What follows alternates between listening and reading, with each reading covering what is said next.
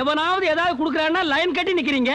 யாராவது இலவசமா அரிசி போடுறாங்கன்னா அதையும் வரிசையில நின்னு வந்து வாங்கிக்கிறீங்க. எவனாவது இலவசமா வேட்டி சட்டை குடுக்கறான்னா அதையும் வரிசையில நின்னு வந்து வாங்கிக்கிறீங்க. ஆனா கொள்ளையடிக்க மட்டும் கூட்டம் கூட்டமா போவீங்க. அன்னைக்கு ஒரு தலைவர் செத்துட்டான்னு மெட்ராஸிய கொள்ளையடிச்சானுங்க அந்த ஊருக்காரனுங்க. ஆனா நீங்க என்னடா பண்ணீங்க?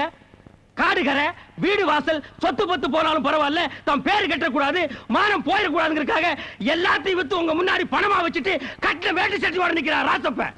அவன் வீடு வந்து கொள்ளையடிச்சீங்க, அவன் மாடு கண்ணுகளை புடிச்சிட்டு போனீங்க, அவன் இருந்து இந்த குடிசைக்கு நெருப்பு வச்சு சாம்பலாக்கிட்டு இன்னைக்கு பணத்தை திருப்பி தராங்கன்னு சொன்ன உடனே ஒண்ணும் தெரியாத அப்பாவி மாதிரி பரிதாபமா நிக்கிறீங்களேடா. டேய் டேய், நீங்க பெரிய ஆளுங்கடா, கெட்ட கேப் மாதிரிடா நீங்க. இதுக்கு தான் நான் அன்னைக்கே சொன்னேன், எல்லா கட்சிக்காரங்க மாதிரி ஆட்சியில் இருக்கும் போது நீ லஞ்சம் வாங்கி பணம் சேர்த்து வச்சிருந்தீங்கன்னா இன்னைக்கு இந்த நாய்கள்லாம் வந்து ஓமிட்டு முன்னால கைகட்டி நிக்குமல்ல. நீ என்னமோ ஊரை திருத்துற உலகத்தை திருத்துறன்னு உண்மை பேசுன. இவனுக்கு நல்லவரையே தெரியாதுப்பா, தொல்லை கொடுத்துக்கிட்டே இருப்பானுங்க. அவன் செத்ததுக்கு அப்புறம் சிலை வைக்க அலைவான்.